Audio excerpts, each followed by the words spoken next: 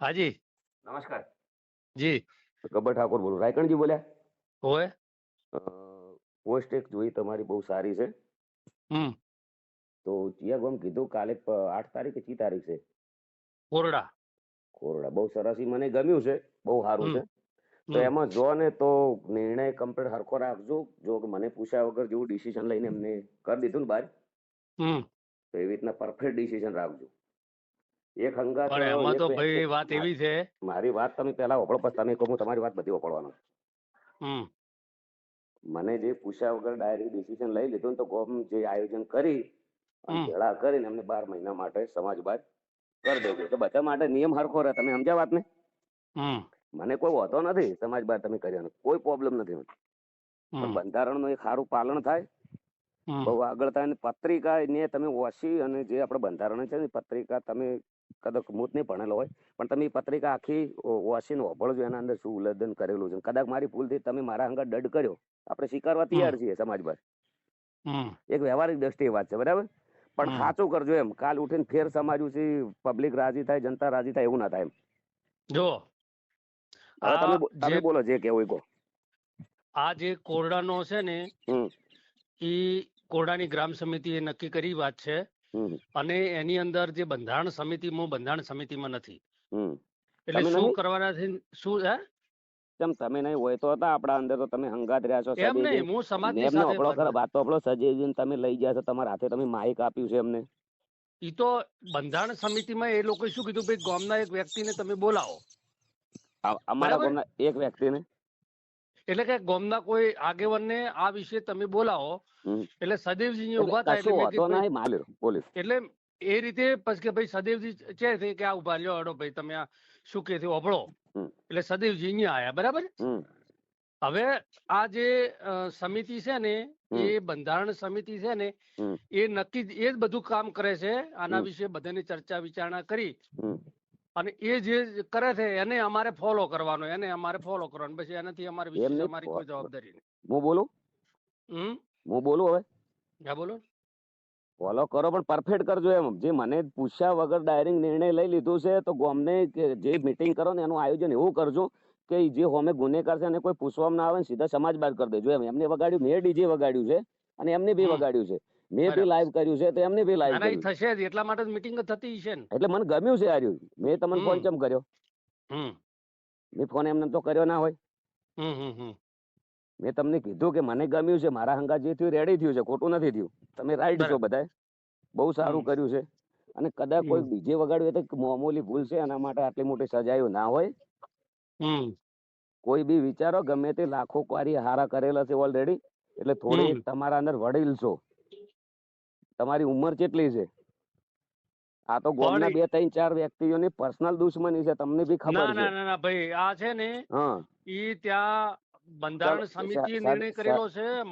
અમારો કોઈનો નિર્ણય નથી. ભલો તમારો, અને તમારો નિર્ણય ના હોય, બરાબર. પણ હમ સદેજીન તો અમે બોલતા જ નથી. તમને એટલી બી ખબર પડવી જોઈએ કે આ વ્યક્તિને 15 વર્ષથી મેં કદી ચા ભી પાયો નથી. હમ એમને મારે કોઈ લેવા દેવા નથી. અમારા વડીલ કોઈ બી ડોહા હોય, કંઢિયા હોય, અમારું કુટુંબ કોઈ બી માફી માંગે ભૂલ થાય તો, બરાબર. હવે સરપંચ આગલા દાડે રેકોર્ડિંગમાં બોલ્યો છે કે નીચ છે. હવે સરપંચે એવું કીધું છે કે તમે ત્યાં ડીજે હમ લાવજો ને. જે આ માફી માંગવા વાળો વ્યક્તિ તો ગોધરા ઉધી ડીજે માં આવ્યો છે યાર. તમે વાત નહીં સમજતા નહીં, સત્ય જાણો પેલા. હમ એ વ્યક્તિ આવ્યો છે, એને સોગન ખવડાવો, એને કીધું છે કે ડીજે લાવો, હું પટાક ખેલું. આ એક હમ ખોટું થઈ રહ્યું છે. મારા હંગાત એક ષડયંત્ર રચવામાં આવ્યું છે ને. એક ખોટું તમે ટાર્ગેટ બનાવ્યો છે કે કોઈ બી બનાસકાંઠા છોકરાને પહેલો કલાકાર ઓને લઈ લઈને ઓને દબાઈએ, એટલે બીજા બધા ડીજે વાળા, સાઉન્ડ વાળા કો તો ડરી જાય, કો તો આવું બી ટાર્ગેટ હોઈ શકે. અને હમ તમારે મને પૂછવું હતું મીટિંગમાં, તમે મને પૂછવું હતું કે ભાઈ બોલ, તને આ ગુનો કબૂલ છે? હું ના પાડો કે મારો ગુનો કબૂલ નથી, તો તમે મને આ ભાઈ, કહી શકો. હું આ એજન્ડા એ અમે નક્કી કર્યો જ નથી. હમ અમારું ફક્ત કામ એટલું હતું હમ કે ભાઈ તમારે ત્યાં ગાબડિયાની અંદર મિટિંગ કરવાની છે. બરાબર. બરાબર. અને મિટિંગ ચિઠ્ઠી ની કેને અંદર લખીને આલી?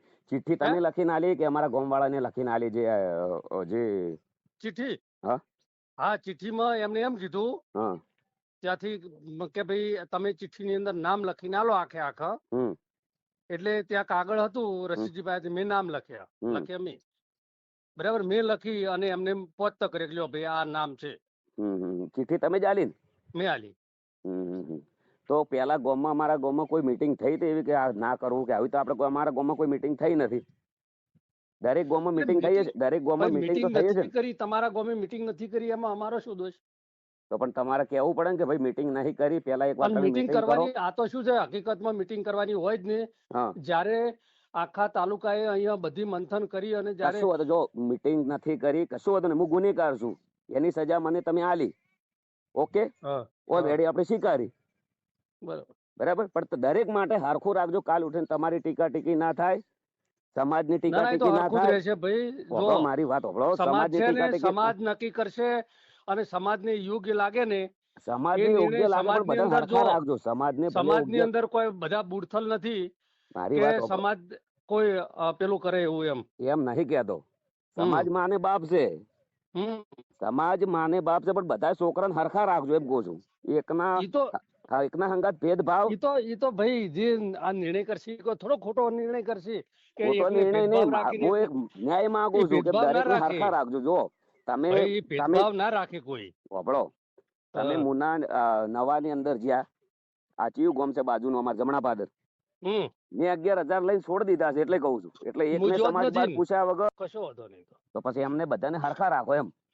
પછી બધા હરખા થશે. ચંદનજી આયા હતા આપણે ચંડીસર બાજુથી, ઓગરજી મહારાજ બધાનું સારું કરશે. સદારામ બાપુ જો ઓગરજી તમે બધાને સોગન કાઢા ને એનો એક સાચું પાલન કરજો. એટલે નહીં તો બધા સત્ય છે.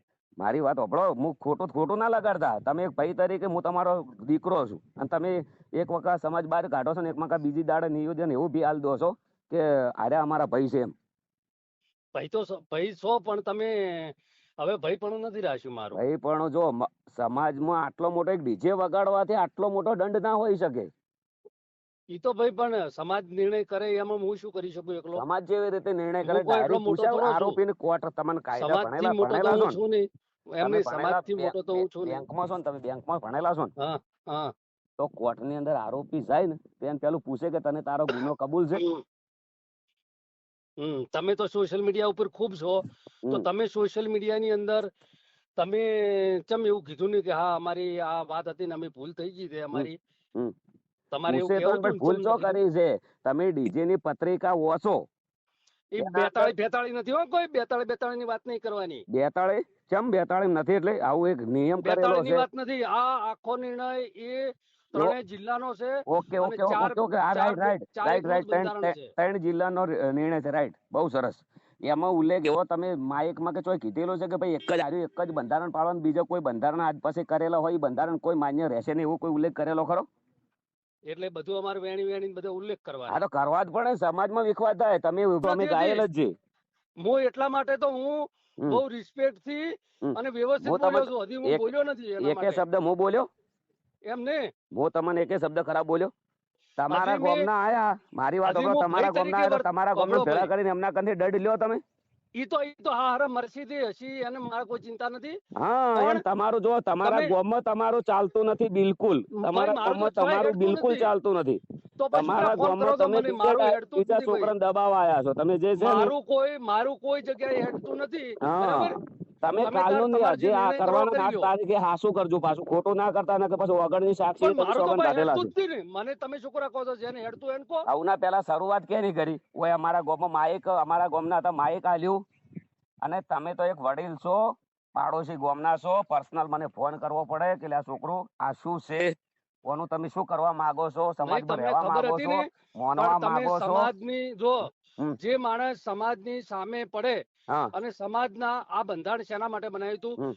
બંધારણ એના માટે બનાવ્યું હતું કે આ સમાજ એવી રીતે જઈ રહ્યો હતો અને એનું કોઈ કશું હતો નહીં. સમાજના હોમે અમે પડ્યા હોય તો અમને દંડ કર્યો તમે, હું સ્વીકારવા તૈયાર છું, જો ના પાડ્યો. પણ બીજા બધાને હરખા રાખજો. મારો કહેવાનો મિનિંગ એમ છે કે તમે બધાને હરખા રાખો. અને હરખા નહીં રે તો હરખા થઈ જશે બધા, કોઈ ચિંતા ના કરો. એમ કશું હતું હરખા રાખજો. તમે મારી વાત સાંભળો, છેલ્લો પ્રશ્ન તમને લાસ્ટ કહું.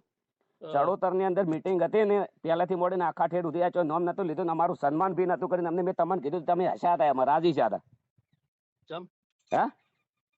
એમાં મને ચો માઇક મળ્યું હતું? ના ના, મેં તમને પૂછ્યું હતું. મેં કીધું જો આખા દાડાથી આવીને બેઠા હતા ને એમાં અમને રાતનો પ્રોગ્રામ હતો, અમને બોલાવવામાં આવ્યા હતા. કદાચ એ લોકો બધા બોલાવવા વાળા હતા ને 8-10 જણા, એ કદાચ જૂઠું બોલી શકશે. બરાબર. એમાં મેં ઉપરથી કીધું હતું કે બેન તમે 2 શબ્દો બોલો અમારા વિશે. ને લાખ રૂપિયા લખાયેલા હતા. આટલા ઘર કર્યા, તમને આ પંખી ઘર છે, ઘરના આટલા સારા કાર્ય તમને ના દેખાણા, તમે સીધો નિર્ણય કેવી રીતે લઈ શકો કે આ છોકરા સીધા સમાજ બહાર?